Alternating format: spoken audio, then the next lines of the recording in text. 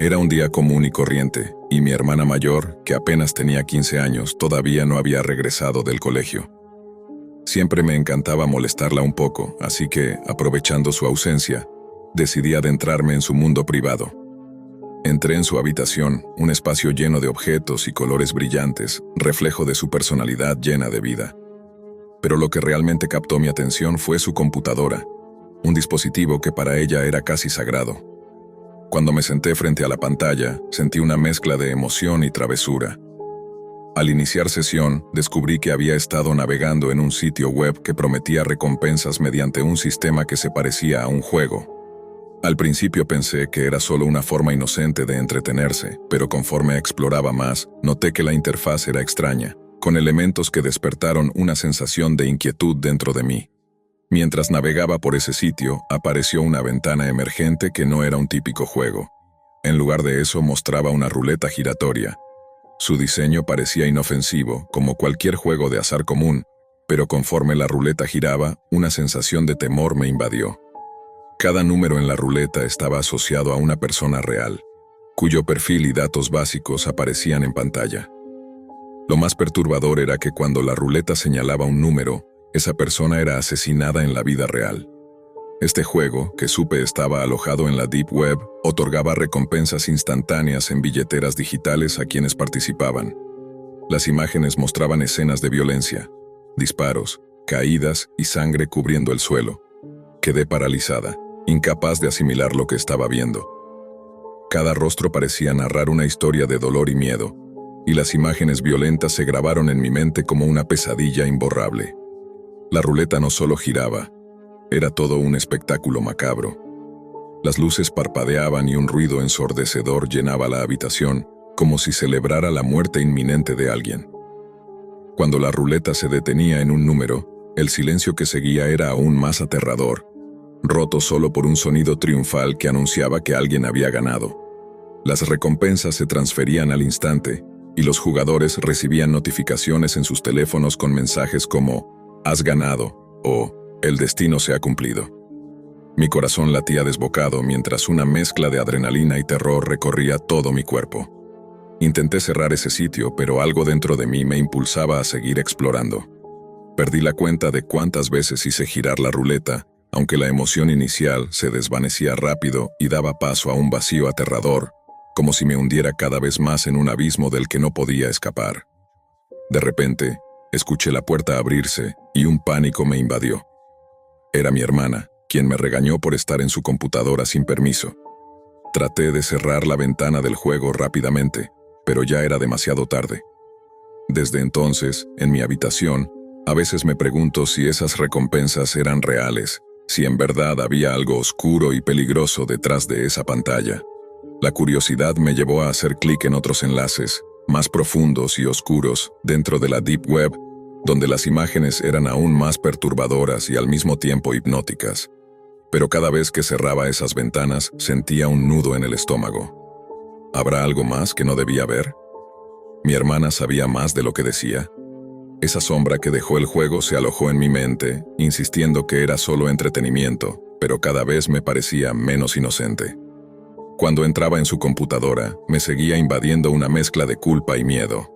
La ansiedad me golpeaba y, aunque quería alejarme, no podía dejar de sentir que algo me atraía hacia ese mundo oscuro.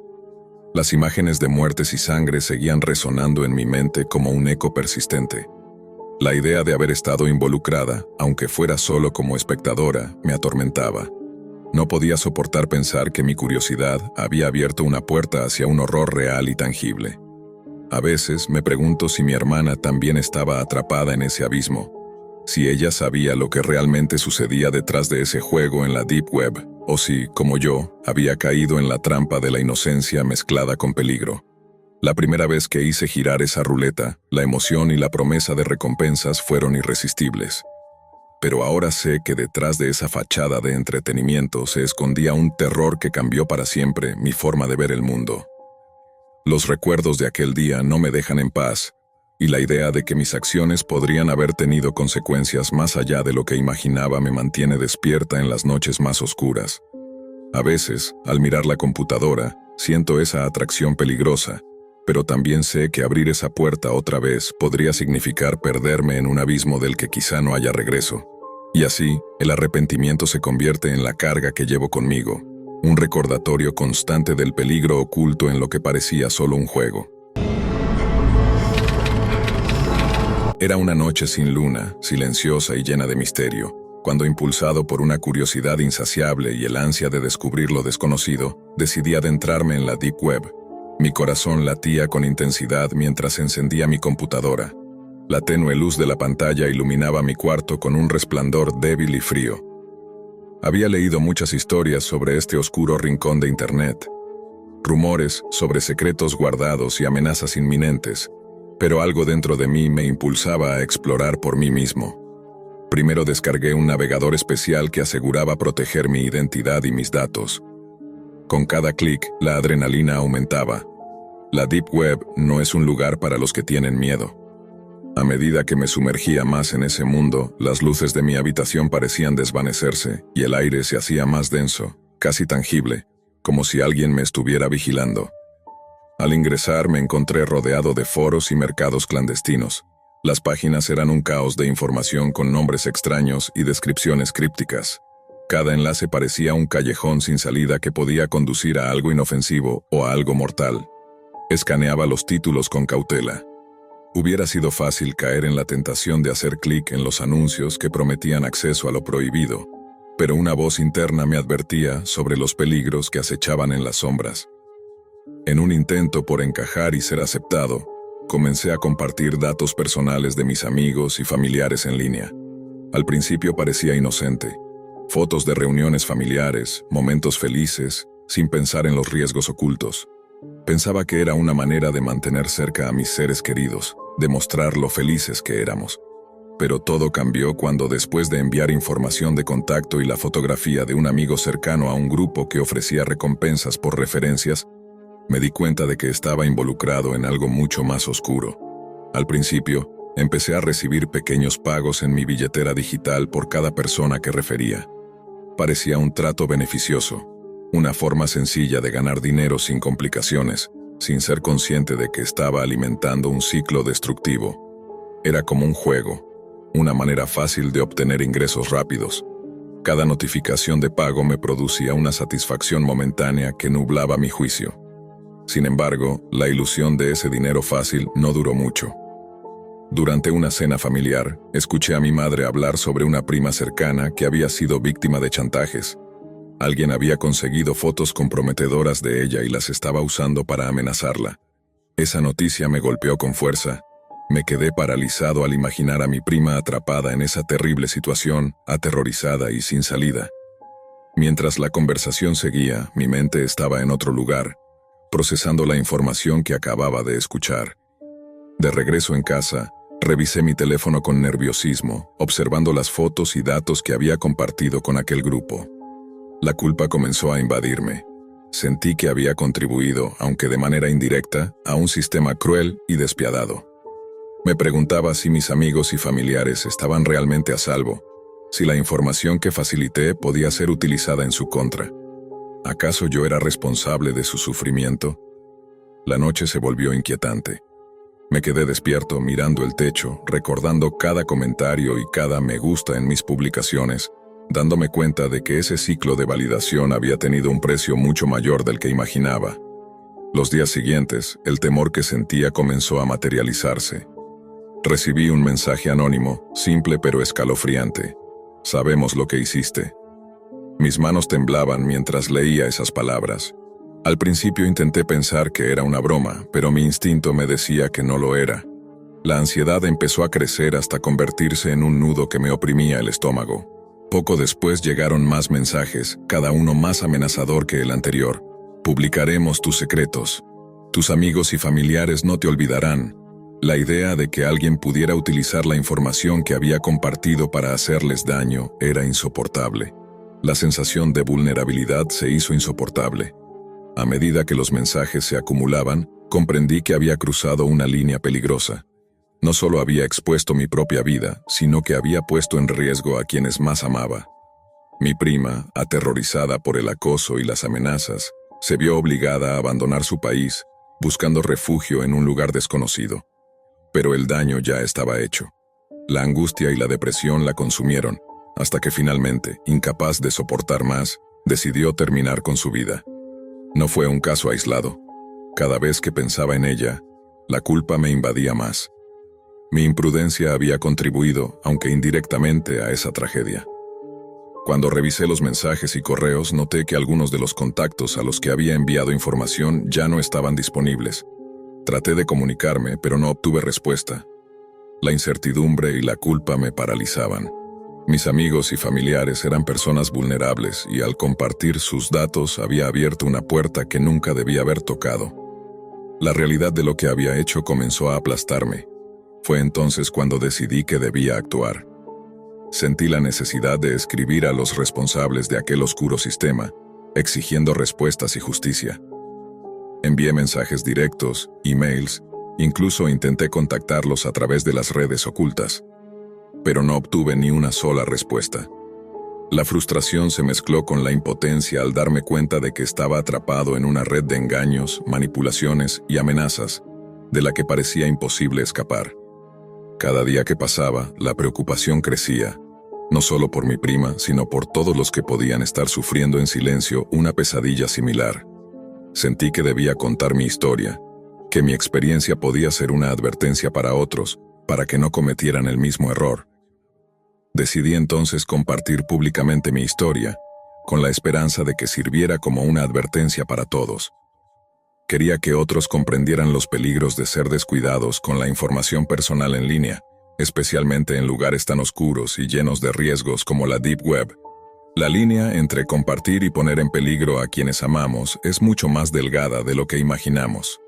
Esta experiencia me enseñó que la curiosidad y la búsqueda de aceptación no justifican el daño que podemos causar, aunque sea sin querer. El costo de la imprudencia puede ser devastador. No solo perdí mi tranquilidad, sino que también puse en peligro la seguridad y la vida de personas que amo profundamente. Hoy, al contar esto, quiero que quienes me escuchan entiendan que proteger nuestra privacidad y la de nuestros seres queridos es vital. No permitan que la tentación de lo prohibido los arrastre a un mundo donde la oscuridad y el peligro acechan en cada clic. Ser cautelosos y responsables en el uso de Internet puede marcar la diferencia entre la seguridad y la tragedia. Cuando empezó todo, jamás imaginé en lo que terminaría. Por curiosidad y con la típica actitud de «a mí no me va a pasar», me metí en algo que no entendía del todo. Todo comenzó con una conversación en línea. Estaba aburrido una noche y me puse a explorar foros alternativos. En uno de ellos, un usuario con el alias de Ravencore mencionó una página dentro de la Deep Web donde supuestamente podías ver transmisiones en vivo, pero no de las que se encuentran en YouTube o Twitch. Eran, según él, contenidos crudos, para gente con estómago fuerte. No me lo tomé en serio al principio, pensé que era otra historia exagerada, como tantas que circulan por ahí. Pero la forma en la que lo describía me intrigó. No daba el enlace directamente, solo instrucciones para encontrarlo si sabías cómo usar Tor. La curiosidad me ganó. Instalé todo lo necesario. Tor, VPN, medidas de seguridad básicas. Aunque ahora me doy cuenta de que nada de eso me protegía realmente. Seguí las indicaciones y llegué a un portal llamado Oblivion Streams. Era un sitio muy simple, con fondo negro y texto blanco. Había un contador que decía: próxima transmisión 002134. No había más información. Ningún botón de registro, nada de comentarios, ningún menú. Esperé. Cuando el contador llegó a 0, la pantalla se puso completamente oscura por unos segundos. Y luego comenzó. Apareció una habitación pequeña, mal iluminada. Una cámara fija enfocaba una silla vacía. Al poco tiempo entró alguien encapuchado y arrastrando a otra persona, amarrada y con una bolsa en la cabeza. El chat, que hasta ese momento estaba inactivo, explotó con mensajes. Usaban apodos raros y algunos escribían en idiomas que no reconocía. Apagué la transmisión enseguida. Me asusté, cerré todo y traté de olvidarlo, pero ya era demasiado tarde. Después de esa noche, algo cambió. Aunque cerré la computadora, borré el historial y traté de continuar con mi rutina, esa imagen se me quedó grabada. No podía dejar de pensar en la habitación, en la figura encapuchada, en la persona atada a la silla, y en los comentarios que aparecieron en el chat. Algunos pedían cosas, otros aplaudían. Uno incluso escribió: "Lo de ayer estuvo mejor, que esta vez grite más". Pasaron 2 días. No hablé del tema con nadie, pero algo en mí me empujó a volver a entrar. No sabría explicar por qué. Era como una mezcla de miedo y ansiedad con una necesidad de entender qué estaba pasando ahí. Pensé que si lo veía de nuevo, podría confirmar que no era real, que había sido una especie de montaje, quizás una especie de juego enfermo, un live action extremo. Volví a entrar a través de Tor. El sitio seguía en línea. Esta vez decía: próxima transmisión 01-1749. Me quedé esperando. Durante la espera revisé el código fuente del sitio. No encontré nada que me diera pistas de quién lo manejaba. Incluso intenté rastrear la IP, pero era inútil. Todo estaba enmascarado, capa sobre capa de anonimato. La Deep Web, tal como la había leído en foros, era un mundo donde nada es lo que parece, y donde nadie es quien dice ser. Cuando empezó la transmisión, sentí un nudo en el estómago. Esta vez no era la misma habitación. Parecía un sótano. Las paredes eran de concreto viejo, con manchas de humedad. La cámara mostraba una jaula en una esquina. Dentro, una figura humana, acurrucada, cubierta con una manta sucia. No hubo presentaciones ni palabras, solo ruido ambiente, el goteo de alguna tubería, un ventilador oxidado girando en el fondo. El encapuchado volvió a aparecer. Vestía lo mismo que la vez anterior. Ropa oscura, botas pesadas, guantes. Llevaba algo en la mano, una especie de bolsa, y la dejó sobre una mesa metálica. Luego se acercó a la jaula y sacó a la persona a la fuerza. Era un joven, tal vez de mi edad, tal vez menor. Tenía la mirada perdida, la piel pálida y las muñecas llenas de marcas. El chat explotó de nuevo. Un usuario llamado Ardent Feeder escribió: "Este se ve más fresco. ¿Harán lo de los alicates?". Otro respondió con un emoji sangriento y risas en mayúsculas. Me quedé paralizado frente a la pantalla. No sabía si cerrar todo o seguir mirando. Algo me decía que ya no era solo un espectador, que por el simple hecho de estar ahí, era parte de eso. La transmisión se detuvo de forma abrupta. Pantalla en negro, silencio. En el chat los usuarios escribieron cosas como "error del servidor" o "lo bajaron", pero segundos después apareció un mensaje en letras rojas: "Los que miran también tienen parte. Estás marcado".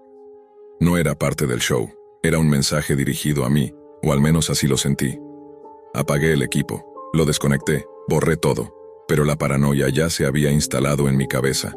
Durante los días siguientes empecé a notar cosas raras. Primero, mi cámara web, que normalmente tenía tapada, apareció sin la cinta. No recordaba haberla quitado. Luego, algunas llamadas perdidas desde números que no reconocía. Y una noche, cuando estaba a punto de dormir, recibí un correo. No tenía asunto, solo una imagen adjunta.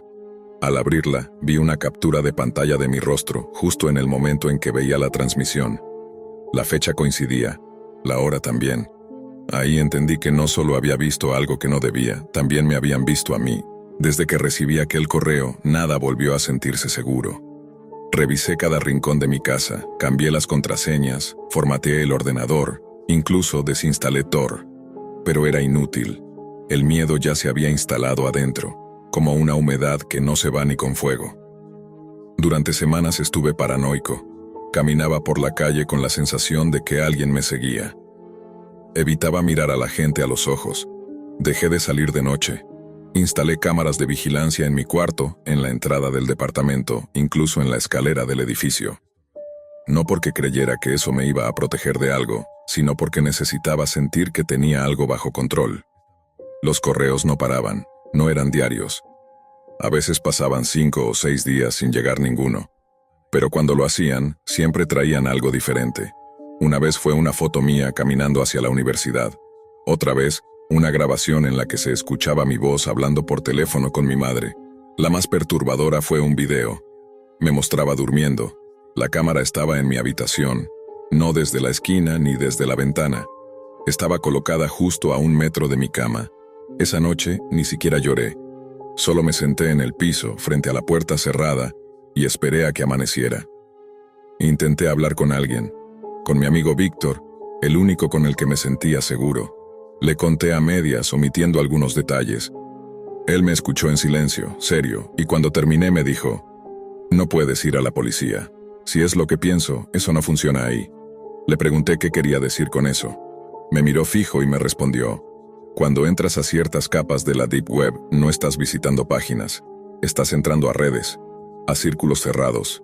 Si te vieron, si interactuaste, aunque solo hayas mirado, ya eres parte.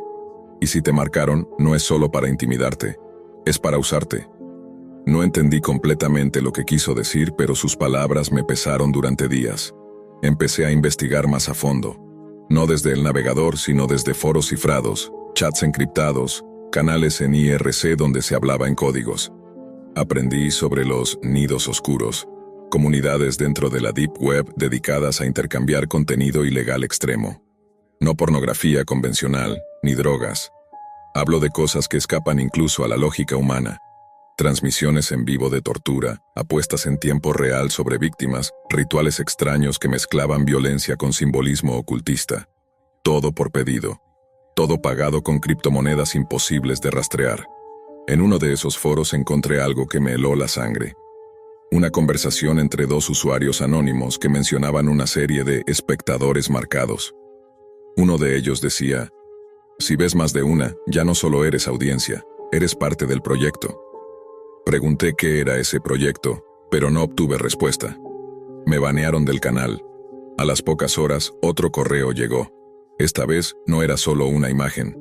Era un enlace. No era accesible desde un navegador convencional. Era una dirección .onion con una llave privada que venía adjunta en un archivo .txt. La abrí desde un equipo distinto, con una red proxy que había configurado especialmente para eso. La paranoia me había vuelto casi experto. El sitio tardó mucho en cargar. No tenía diseño. Solo texto blanco sobre fondo negro. El título era Fase 2. Debajo, un temporizador. 10-24-39, 10-24-38. Un mensaje decía: «Has sido elegido. Observaste más de una vez. Participaste sin intervenir. El próximo paso depende de ti». Debajo, dos botones. Uno decía: «Aceptar». El otro: «Rechazar». Durante más de 10 minutos no toqué nada. Tenía el dedo temblando sobre el trackpad. El corazón me latía tan fuerte que me dolía el pecho. Pero no podía dejar de mirar la pantalla. No sabía qué pasaría si aceptaba, pero algo dentro de mí me decía que si rechazaba, las cosas no acabarían. Pensé en salir de todo eso, borrar todo, desaparecer, irme del país si era necesario. Pero en ese instante, otro mensaje apareció sin que yo hiciera nada. «Ya aceptaste. A los que dudan los usamos para otras cosas». La pantalla se puso en negro, el navegador se cerró solo, el equipo se apagó, y desde entonces, las cosas solo se pusieron peores. Los días que siguieron fueron un caos absoluto. Nunca supe con certeza qué era real y qué producto de mi miedo. Recibí mensajes constantes, no solo en mi correo, sino en mis redes sociales, incluso llamadas sin voz, solo estática. A veces sentía que alguien entraba a mi casa cuando no estaba, aunque nada faltaba ni estaba fuera de lugar. Intenté pedir ayuda profesional, pero mi relato parecía una mezcla de paranoia y ficción para ellos. La policía no tomó mi denuncia en serio, y aunque desconecté todo, el acecho no paraba. En un último intento, volví a ingresar a aquella dirección .onion. El temporizador había terminado y un nuevo mensaje apareció. El proceso terminó. Ahora formas parte, no hay vuelta atrás. De repente, mi pantalla se llenó de rostros. No eran conocidos, ni famosos. Eran personas como yo, que habían caído en ese oscuro entramado de la Deep Web. Víctimas y participantes, esclavos y verdugos en un juego siniestro que nadie veía. Me di cuenta entonces que no era solo un observador ni una víctima pasajera. Había sido enganchado, manipulado para entrar en un sistema que se alimenta de miedo, de control, de invisibilidad. La única forma de salir, me dijeron, era desaparecer completamente. Cortar toda conexión, mudarme a otro lugar, cambiar mi identidad. Pero también sabía que, mientras el Internet exista, mientras haya oscuridad en la red, otros caerán. Como yo. Quise contar mi historia para advertir a otros, para decirles que no miren, que no busquen respuestas en los rincones ocultos de la Deep Web, porque algunas puertas no deberían abrirse jamás. Y aquí estoy, aún temblando, escribiendo esto, con la esperanza de que alguien, en algún lugar, entienda el precio que pagué solo por un clic. Siempre creí que todo lo que se decía sobre la Deep Web no era más que exageración o leyendas de Internet. Los relatos sobre foros ocultos y contenidos escalofriantes me parecían solo historias para asustar. Pero un día, la curiosidad pudo más que el miedo y decidí comprobar por mi cuenta qué tan cierto era todo eso. El acceso no resultó complicado. Solo necesitaba un navegador especial, así que descargué uno llamado Tor, que permite ingresar a esas zonas ocultas de la red que los buscadores normales no pueden alcanzar. En poco tiempo, todo lo que había escuchado sobre ese rincón oscuro de Internet estaba frente a mí. Comencé a explorar foros con temáticas perturbadoras de los que alguna vez había oído hablar. Fue en uno de esos espacios donde encontré un mensaje que me llamó poderosamente la atención. Decía algo como: ¿tienes un familiar adinerado?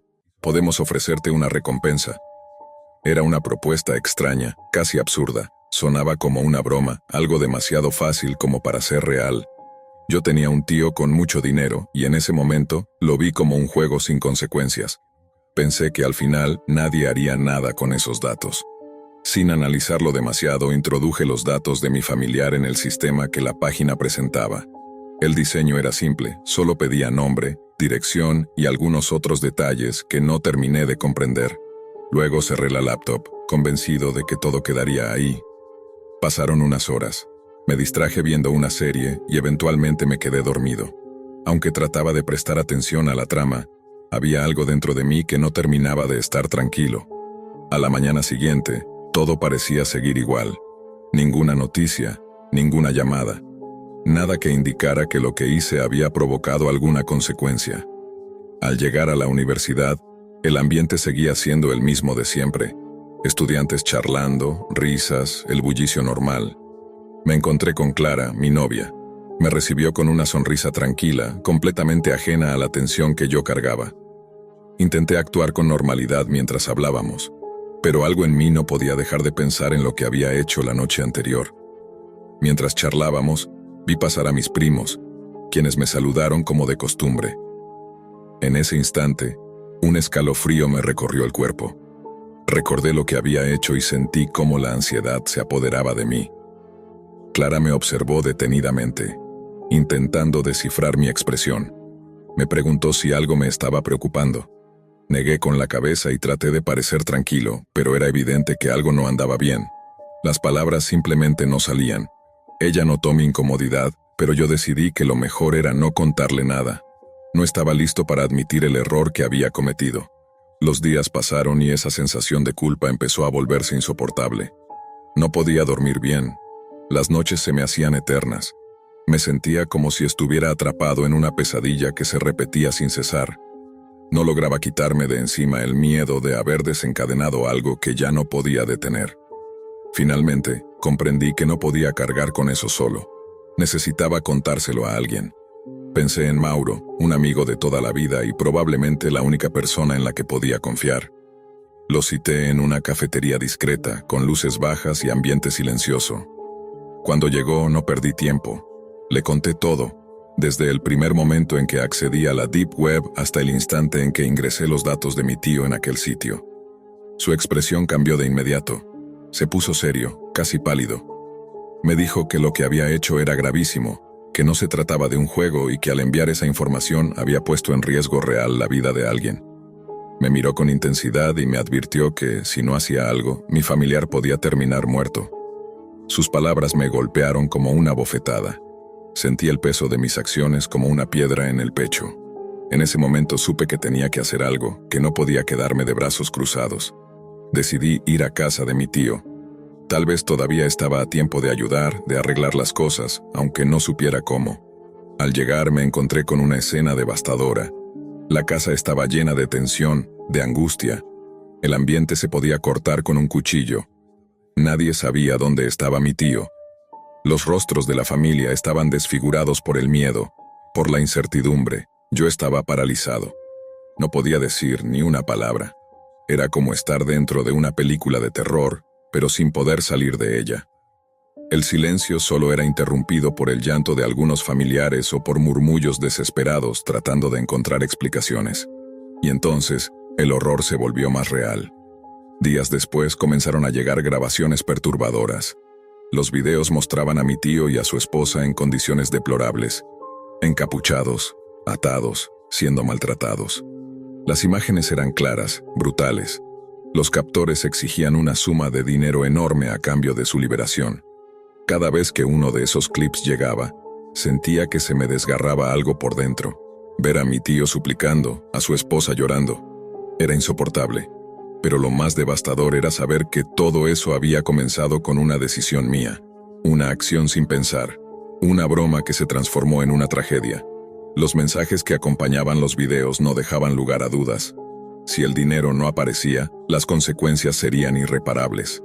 La desesperación se adueñó de todos.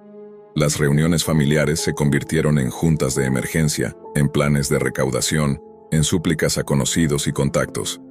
Nadie dormía. Nadie comía bien. Era como vivir una pesadilla con los ojos abiertos. Tras largas horas de negociaciones, llamadas tensas y transferencias ocultas, se logró reunir el dinero que los secuestradores pedían. Sin embargo, el alivio esperado no llegó como todos pensaban. Durante la operación para liberar a los rehenes, algo terrible ocurrió. La presión psicológica, el miedo constante y la violencia acumulada fueron demasiado para la esposa de mi tío. Su cuerpo no resistió. Murió durante el proceso, víctima del terror al que fue sometida. La noticia fue como un puñal. Me enteré cuando vi a mi tío regresar a casa, libre, sí, pero roto. Caminaba como un espectro, sus ojos ya no tenían brillo. La pérdida lo había devastado. En medio del dolor, toda la familia trataba de consolarlo, de darle fuerzas.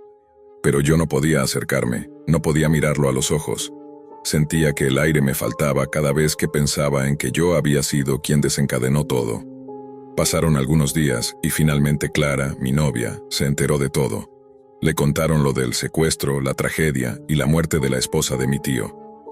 Nos vimos esa tarde y cuando le expliqué la historia completa, su rostro cambió por completo. Estaba pálida. Sus ojos, abiertos de par en par, reflejaban una mezcla de incredulidad, horror y algo más, decepción. Me miró en silencio, como si no pudiera creer que estuviera frente a la misma persona con la que solía reír, con la que compartía cada día. No tuve el valor de decirle que yo había sido el responsable directo, pero creo que en su mirada entendí que ella ya lo sospechaba. Algo en mí había cambiado. Clara lo notó, y ese cambio nos alejó sin necesidad de palabras. Después, uno de mis amigos, un tipo que conocía bien el mundo oculto de la red, me dijo algo que me heló la sangre. Me advirtió que en casos como ese, los responsables no solo eliminaban a la persona secuestrada, a veces también iban tras quien facilitaba la información. Esa frase me dejó paralizado.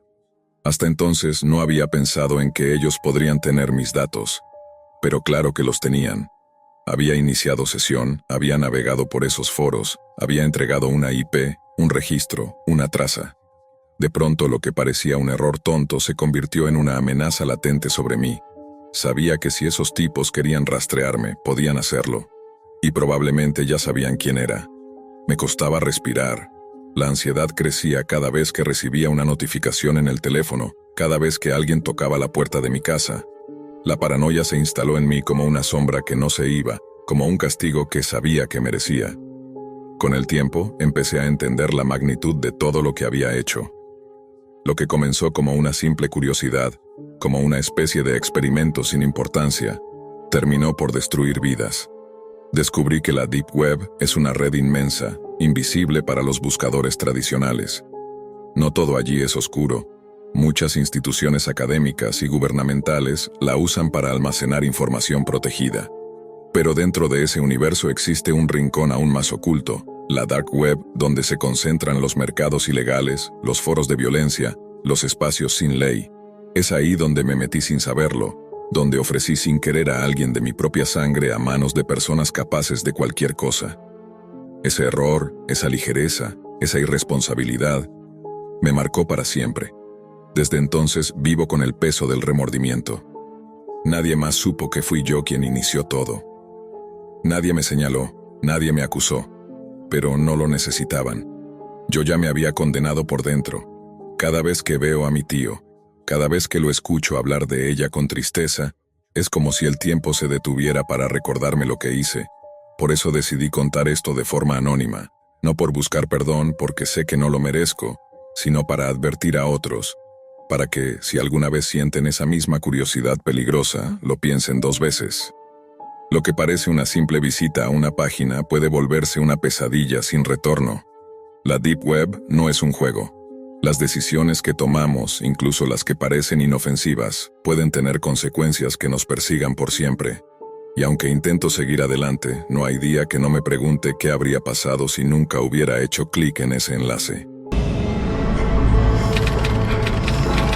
Durante años, se corrió el rumor de que existía una página en la Deep Web donde uno podía contratar asesinatos. Algunos lo tomaban como una simple leyenda urbana, otros afirmaban haberla visto con sus propios ojos. Lo cierto es que, hasta hace poco, no había pruebas concretas. Sin embargo, en 2019, una investigación anónima reveló algo inquietante. Usuarios de foros especializados habían compartido capturas de pantalla y relatos que apuntaban a la existencia de un sitio llamado Black Contract. En ese portal, según los testimonios, uno podía solicitar desde amenazas hasta ejecuciones, pagando con criptomonedas imposibles de rastrear. Un informático mexicano, a quien llamaremos Leonel, para proteger su identidad, decidió adentrarse en lo más profundo de la red para confirmar si aquello era real. Lo que encontró superó cualquier expectativa. En sus palabras, no era un sitio de acceso directo. Había que pasar varios filtros de verificación, compartir cierto tipo de archivos y demostrar que no eras un agente infiltrado. Después de varios días, por fin obtuve acceso al dominio. Era un lugar espeluznante. Había tarifas por país, métodos de ejecución, incluso tiempos estimados de cumplimiento. Lo que más le perturbó fue un apartado donde se mostraban evidencias, imágenes borrosas, algunas claramente falsas, pero otras, demasiado convincentes. Leonel, acostumbrado a navegar en los rincones más oscuros del Internet, había visto muchas cosas antes. Pero Black Contract tenía una atmósfera distinta. No era simplemente una página con amenazas vacías. Parecía una plataforma bien organizada, estructurada como si fuese una empresa clandestina. El sitio operaba en varios idiomas y en cada sección se detallaban las soluciones ofrecidas. Desde intimidaciones menores, como enviar mensajes anónimos con datos personales, hasta eliminar por completo a una persona del mapa. Cada servicio tenía su precio, ajustado según la localización del objetivo, el tipo de acción solicitada y la urgencia del cliente. Para probar que eran legítimos, los administradores del sitio publicaban lo que llamaban muestras de efectividad, fragmentos de videos, recortes de noticias y, en algunos casos, grabaciones de cámaras de seguridad alteradas. Leonel no podía determinar si todo era real, pero algunas escenas eran tan precisas que parecían haber salido de un informe policial.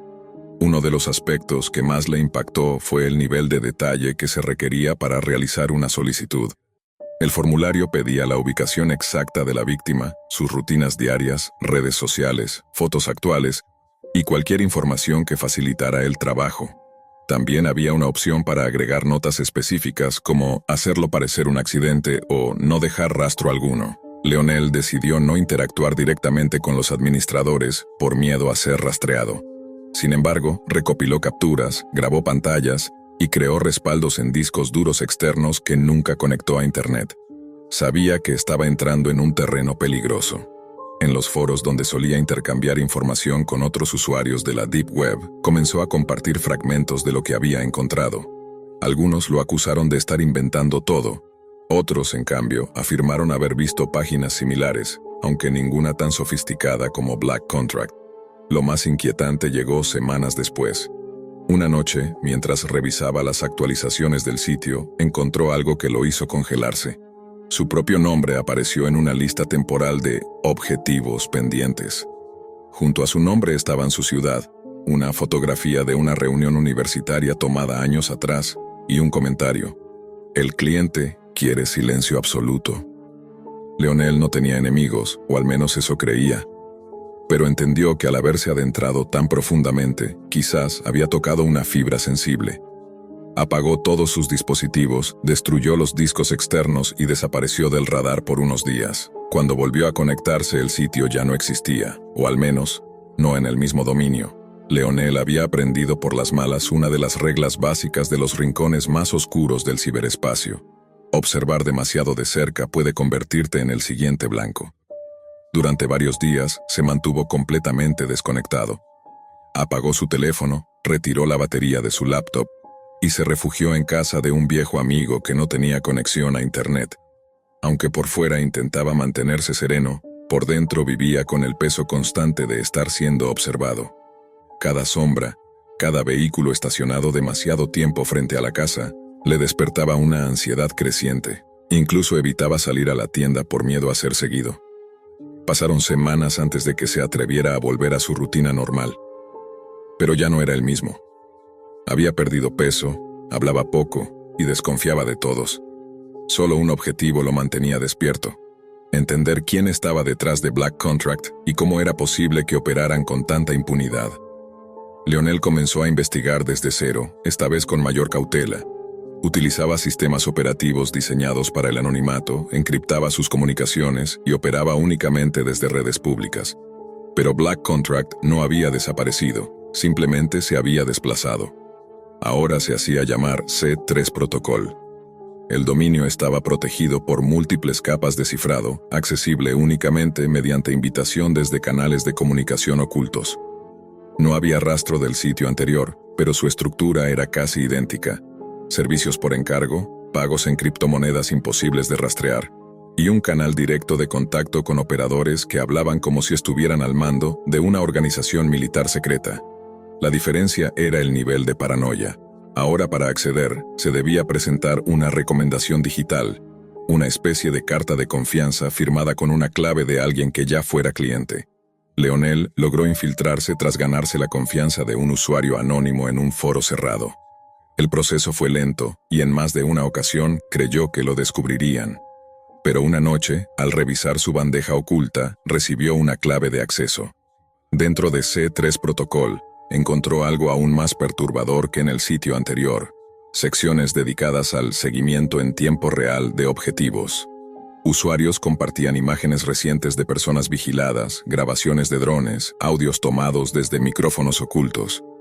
Había incluso reportes detallados de víctimas anteriores, como si se tratara de un archivo corporativo. Leonel comenzó a notar patrones. Varios nombres repetidos, direcciones que coincidían con zonas geográficas específicas, y una cadena de comentarios encriptados firmados por alguien con el seudónimo de Cronos. Esta figura parecía tener autoridad sobre los demás, y sus mensajes eran claros: precisión, anonimato y cero margen de error. Fue entonces cuando Leonel se dio cuenta de que esto no era solo un mercado de sicariato digital. Estaba ante una red estructurada con niveles jerárquicos, protocolos internos y posiblemente financiamiento desde fuentes más poderosas de lo que jamás imaginó. Y lo más inquietante, el nombre de otro viejo conocido apareció en la lista de potenciales problemas. Era alguien del foro con quien Leonel había compartido información meses antes. A las pocas semanas, esa persona desapareció sin dejar rastro. Leonel sabía que cada clic podía delatarlo. Había aprendido que en la Deep Web nada era gratuito y que incluso el mero acto de mirar lo convertía en partícipe. Por eso, tras descubrir la identidad de Cronos como figura clave dentro de C3 Protocol, se obsesionó con rastrear sus movimientos digitales sin ser detectado. Durante semanas se convirtió en una sombra digital, cruzando servidores en cadena, accediendo a bases de datos en la Darknet y utilizando inteligencia artificial para descifrar patrones en los metadatos de los mensajes de Cronos. Todo indicaba que el operador tenía conocimientos militares o, peor aún, conexiones con agencias de inteligencia corruptas. Cada nuevo hallazgo era más aterrador que el anterior. Un correo cifrado revelaba que algunas de las víctimas habían sido ex agentes o denunciantes. Otros archivos mostraban rutas de escape para asesinos a sueldo después de ejecutar sus encargos, pasos fronterizos controlados, identidades nuevas e incluso intervención quirúrgica para alterar rasgos físicos. Era una red sofisticada, más cercana a una agencia de operaciones negras que a una simple banda de criminales digitales. Una noche, mientras analizaba una de las transmisiones cifradas del foro interno de C3 Protocol, algo cambió. El canal se activó en tiempo real. Por error, o tal vez por diseño, Leonel fue testigo de una transmisión en directo. Una cámara térmica captaba el movimiento de una figura entrando a un edificio en las afueras de una ciudad que reconoció por los anuncios en árabe del fondo. Las coordenadas estaban parcialmente visibles. En el chat interno, un operador escribía: Fase 1 completada, eliminación en 3:22. Leonel sintió un vacío en el estómago. No era una simulación. Estaban transmitiendo un asesinato por contrato, en directo, como si fuera una misión de rutina. Cerró la conexión de inmediato y destruyó el dispositivo que había usado para conectarse. Ya no se trataba de una investigación. Ahora él sabía demasiado. Durante los días siguientes, Leonel vivió como un fugitivo. Se movía entre hoteles baratos, no usaba tarjetas, evitaba cualquier tipo de red pública. Estaba paranoico, pero con razón. Alguien había intentado ingresar a su departamento. El portero del edificio comentó que un hombre de traje y con acento extranjero había preguntado por él. No dejó nombre, solo dijo: dígale que lo estamos esperando. Leonel necesitaba ayuda. Contactó entonces a una periodista de investigación que había conocido en un foro sobre privacidad digital. Ella se hacía llamar Cassandra. Había denunciado redes de trata y operaciones de lavado de dinero en el pasado, y había tenido que irse del país tras recibir amenazas de muerte. Tras un encuentro fugaz en un café de aeropuerto, Leonel le entregó un pendrive con todos sus hallazgos. «¿Sabes que si esto es real, no hay vuelta atrás?», le dijo Cassandra, sin dejar de mirar a su alrededor. «Lo sé, pero no podemos permitir que sigan operando como si nada». Ella asintió, guardó el pendrive y se fue sin despedirse. Esa misma noche, Cassandra publicó un adelanto del material en un canal anónimo de whistleblowers. Usó fragmentos cifrados, pruebas visuales y referencias clave para alertar a la comunidad. No reveló nombres, pero dejó claro que C3 Protocol no era un mito, sino una estructura activa con contratos ejecutados en varios países. La reacción fue inmediata.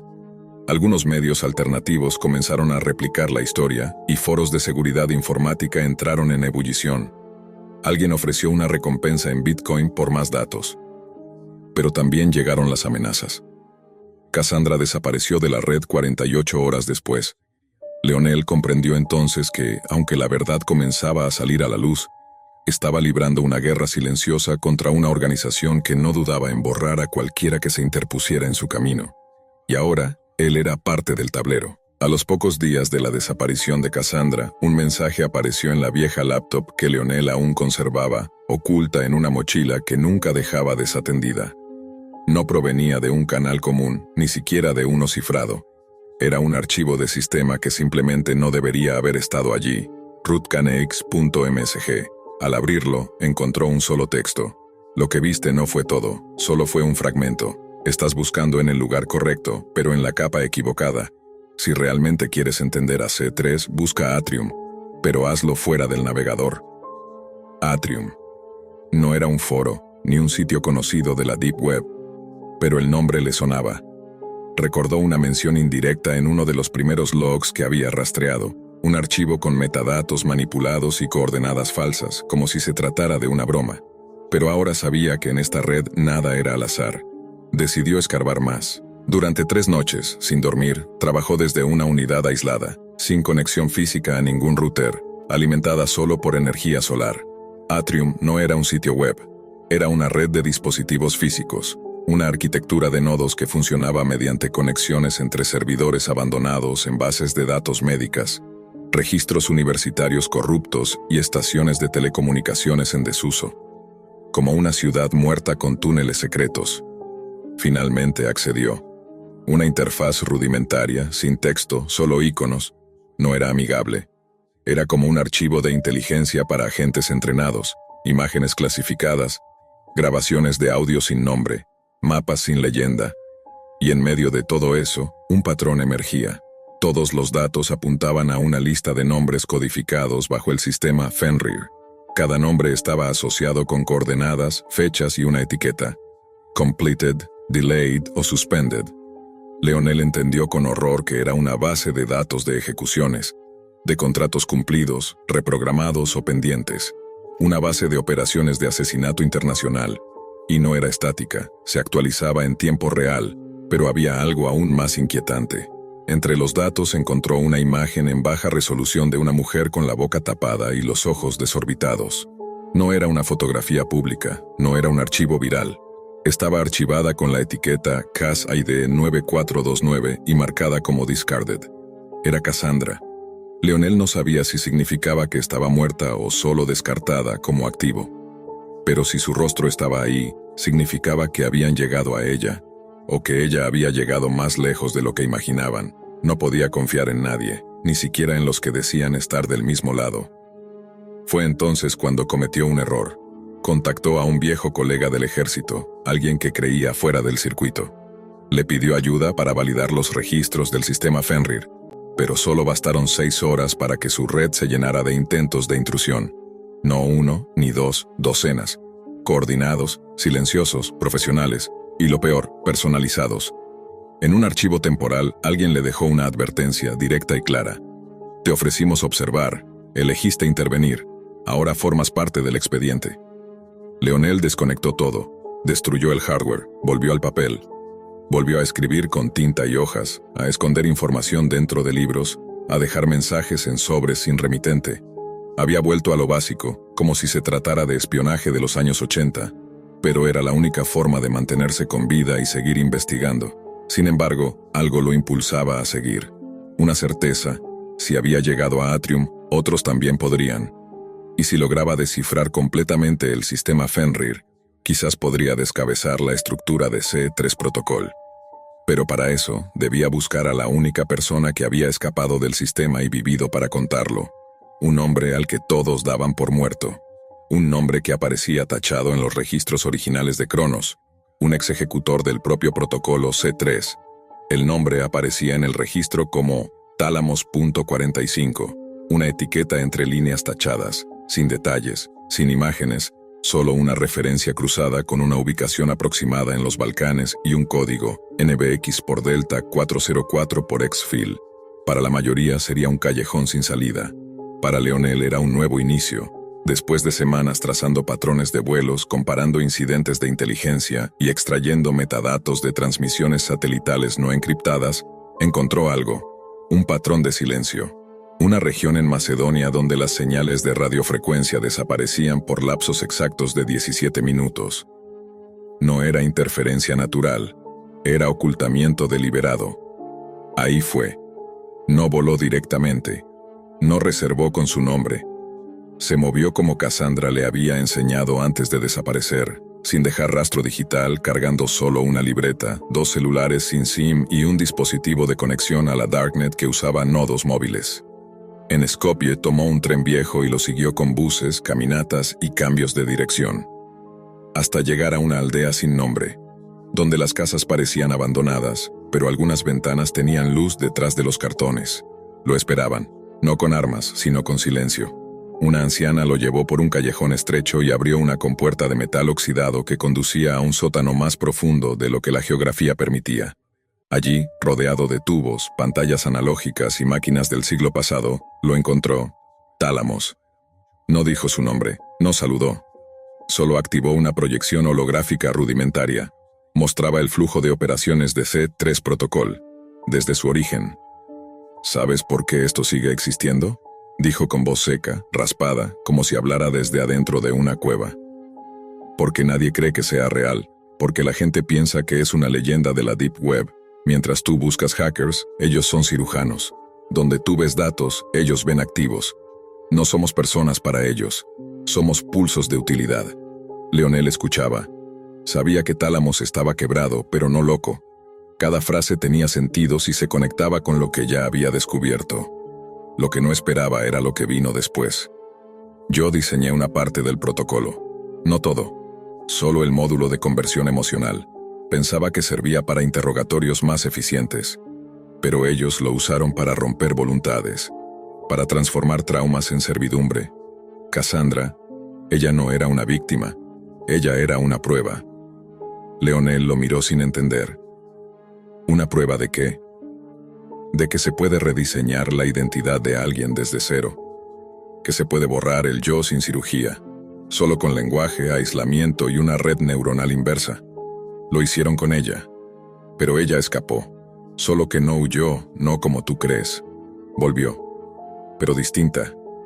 Leonel sintió un vacío en el estómago. Las imágenes de Cassandra volvían, su silencio, sus frases entrecortadas, su capacidad para leer patrones como si fueran parte de su ADN. ¿Y si todo ese tiempo había estado jugando un papel? ¿Y si Atrium no la estaba rastreando, sino que ella misma lo había construido? Antes de que pudiera preguntar más, Tálamo se levantó y colocó en sus manos un sobre sellado con cera negra. Tenía una sola palabra: Revert. Eso es todo lo que puedo darte. Si lo abres, sabrás cosas que no puedes desaprender. Te destruirá o te liberará. Pero no me busques de nuevo. Horas después, Leonel se encontraba en un vagón de carga cruzando la frontera rumbo a Albania, con el sobre oculto dentro de su zapato. No sabía si abrirlo. No sabía si ya era parte del protocolo o si todavía podía salirse. Pero sí sabía una cosa: el juego había cambiado. Y ahora, él también. Leonel llegó a Durrës bajo la lluvia. El sobre seguía intacto. Su presencia le quemaba en la planta del pie como si supiera que dentro había algo irreversible.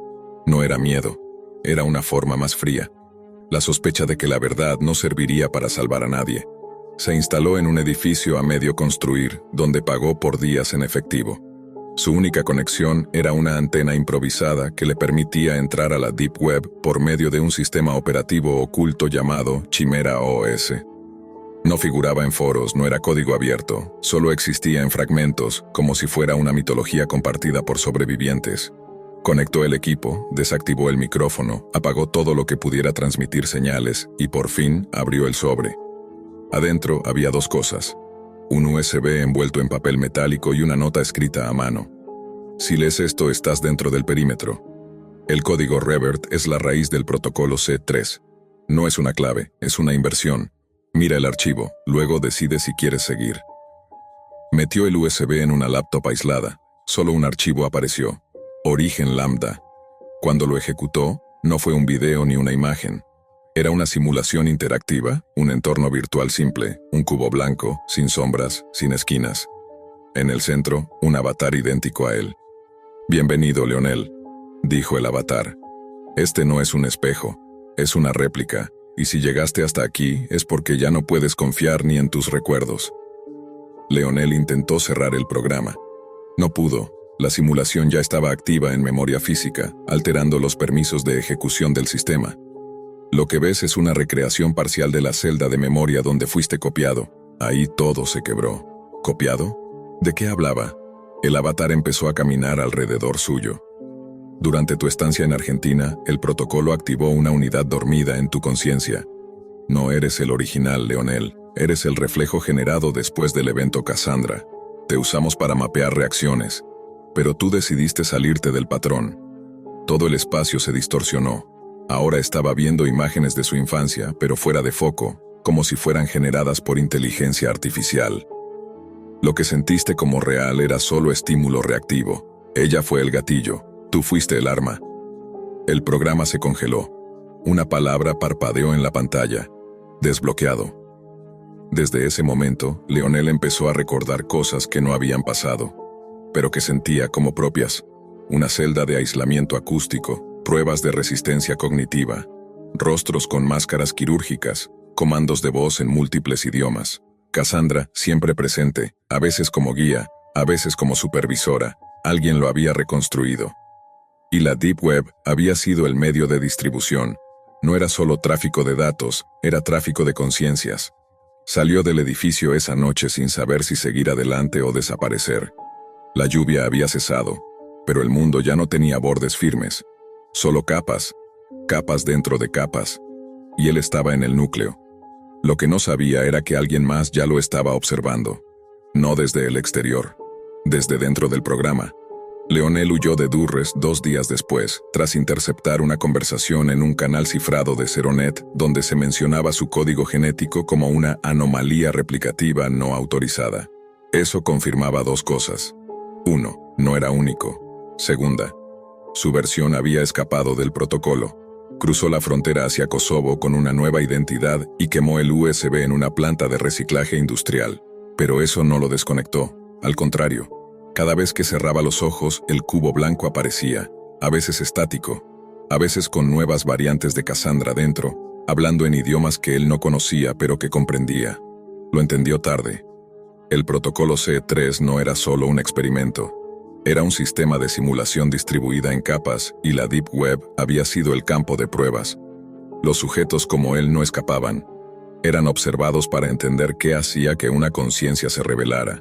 Cassandra nunca fue una persona, fue una interfaz. Un modelo de relación diseñado para activar traumas antiguos y medir respuestas emocionales extremas. Su rol era variable, a veces víctima, a veces compañera, a veces traidora. El objetivo era siempre el mismo, empujar a Leonel más allá del punto de ruptura. Y cuando lo hacía, se generaba un nuevo replicante. El verdadero Leonel, el original, estaba muerto desde el inicio. Fue el primer fallo del experimento. Pero en lugar de cerrar el archivo, lo multiplicaron. Ahora, docenas de versiones suyas vivían dispersas, creyendo ser reales, actuando con libre albedrío, ignorando que eran fragmentos de un archivo en expansión alojado en servidores dentro de la Deep Web, protegido por un algoritmo que mutaba cada 7 días. En un host rumano oculto bajo una iglesia abandonada, una pantalla mostraba múltiples cámaras, cada una con un Leonel diferente, cada uno creyendo que había escapado. El programa estaba en marcha, y Cassandra, en su forma más reciente, se actualizaba en tiempo real. Desde un sistema sin teclado, con comandos solo de voz, una operadora observaba la última simulación. Sujeto L11 ha despertado. ¿Con recuerdo del anterior? Parcial, ya sospecha, pero sigue creyendo que puede elegir. Perfecto, no lo detengas aún. Quiero ver hasta dónde llega esta vez. La pantalla se cerró, y el mundo siguió. Sin saber que algunas personas no son reales, solo respuestas.